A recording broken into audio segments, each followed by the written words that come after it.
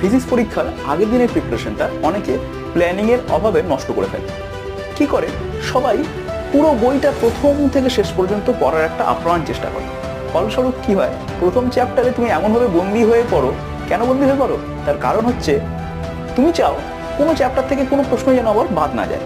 অর্থাৎ তুমি প্রথম চ্যাপ্টার, দ্বিতীয় চ্যাপ্টার, তৃতীয় চ্যাপ্টার এত ডেপথে গিয়ে পড়তে শুরু করো যে ওর মধ্যেই তুমি নিজেকে আটকে ফেলো এবং পুরো সময়টা তোমার ওইখানেই ব্যয় হয়ে যায়। তারপর দেখা যায় আর সময় নেই, পরের দিনই পরীক্ষা। তাই স্টুডেন্টস, মন দিয়ে শোনো, পরীক্ষার আগের দিনে ঠিক এই কটা কাজ তুমি করবে। প্রথম কাজ, তুমি প্রিভিয়াস ইয়ার কোশ্চেন পেপার যেগুলো সলভ করেছো সেগুলোকে আরেকবার রিভিশন করো। দ্বিতীয় কাজ, তুমি টেস্ট পেপারে যতগুলো পেজ করেছো সেই পেজগুলোকে আবার রিভিশন করো।